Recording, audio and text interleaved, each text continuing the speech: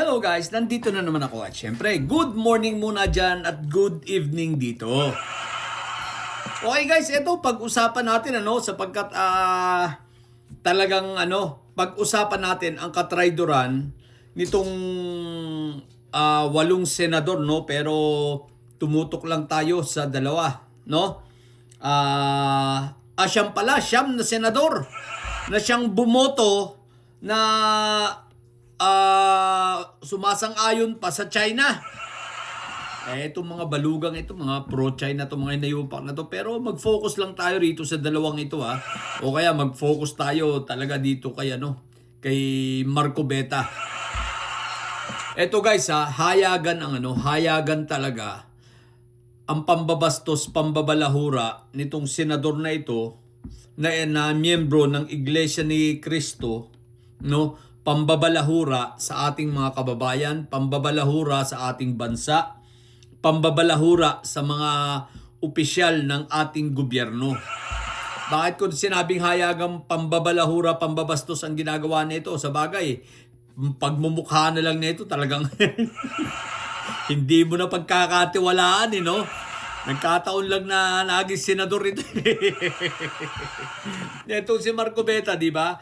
Itong pagsang-ayon niya sa China, pagtatanggol niya sa China, wag na nating isama yung pagtatanggol niya sa mga diskaya. Ito na lang sa usaping China muna tayo. Itong pagtatanggol niya sa China at pinapalabas pa niya na si Taruela pa ang may kasalanan. What the heck? Di ba? Talagang hayagang pagtatraidor sa ating bansa. Etong dalawa, pati ito, isama mo na itong si Dagot. Itong dalawang ito, wala na itong mabuting ginawa at matinong ginawa sa ating Senado. Ang dapat lang mga ito expulsion na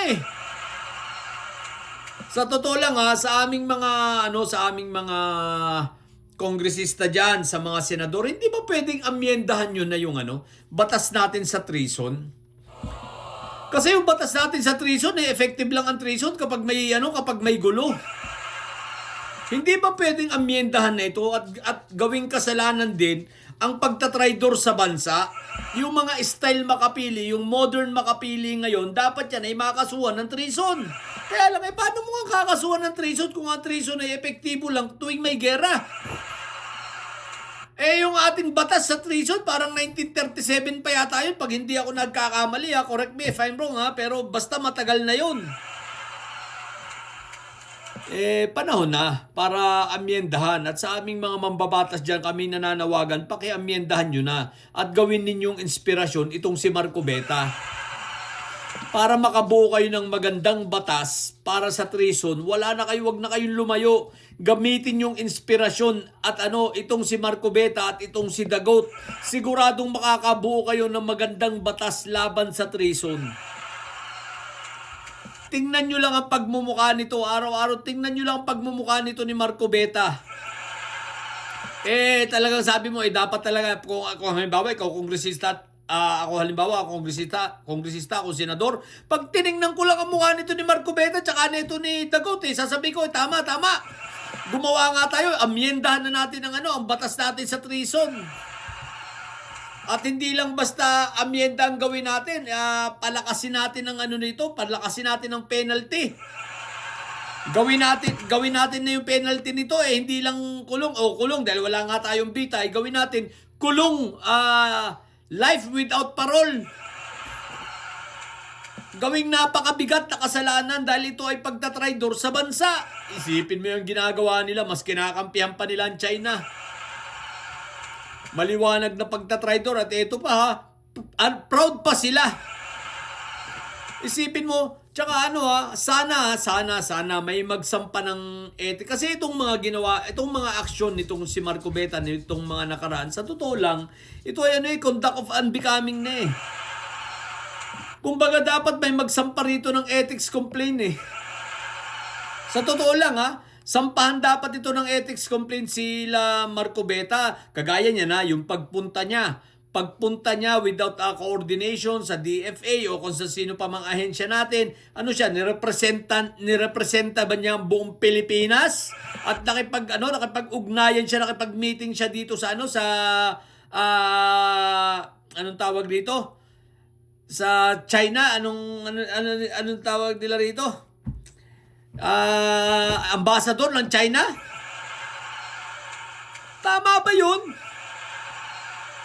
Tapos nakikipag-usap, nakikipag-deal ka? Aba, parang ano lang yan, parang kay Fentaboy lang yan, yung inamin niya, Binibini Baklanghari, may secret deal, Hindi kaya ito ay may secret deal na. Kaya nga, napaka-traitor nito, hinayupak na to, no? Dapat dito talaga, dapat ito, masampa ng kaso sa ethics, tsaka, mga kongresista tulad ng sinabi ko, mga mambabatas namin, paki-update nyo naman ang batas natin sa treason nang masampulan ito. Hindi lang naman ito ang mga traidor sa bayan, madami yan, di ba? Sila Pokis, itong sila Meow Meow, itong si Lipiste, traidor din sa bayan yan. Napakadami nila, si Celis, mga didilis, mga traidor sa bayan yan ang mga modernong makapili. Pero wag ka nang lumayo, wag na po kayong lumayo. Ang tingnan nyo na lang ay itong si Marcobeta at makakabuo na kayo ng magandang batas para sa treason. Tingnan nyo lang ang pagmumukha ni Marcobeta, baka sa isang araw lang, buo na agad yan Bakit? Kumbaga sa materyales, andyan na lahat ng materyales. Kumpleto na. Wala na nga hanapin pa.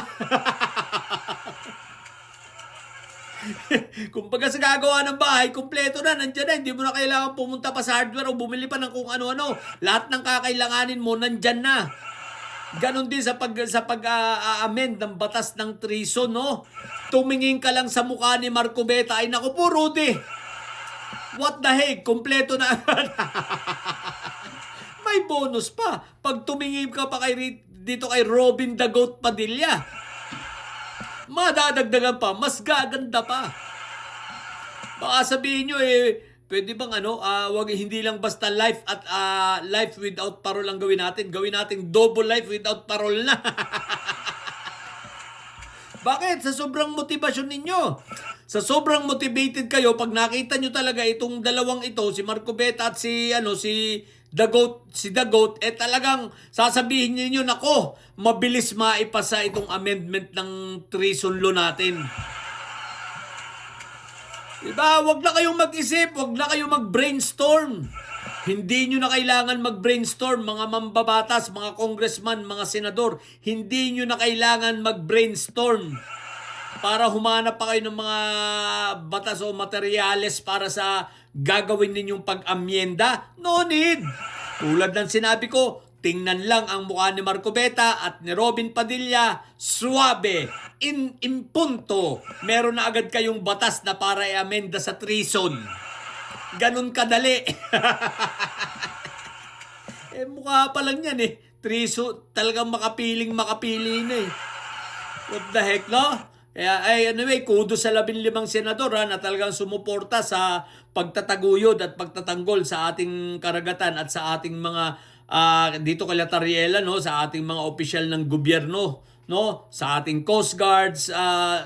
Kudos sa inyo sa 15 ito na pinangungunahan nila Kiko Pangilinan, nila Rizon Tiveros, Erwin Tulfo. Kudos sa inyo sa 15. Kahit nandyan si Jinggoy, syempre give credit where credit is due rin. So pasalamatin din natin si Jinggoy. Pero Jinggay pala. Hindi pa tapos ang flood control mo, akala mo. Pero salamat na rin at bumoto ka against sa China. So kudos sa 15 ito. At doon sa siyam na pro-China, sana kunin na kayo ni Tanay. Mga traidor kayo. Yun lang. Sa mga bobong didilis dyan at may sayad, ang tatay nyo ay karton. Ang tatay nyo ay voice. Natili kayo mga may sayad. So, may sayad ay laging high blood. Bye!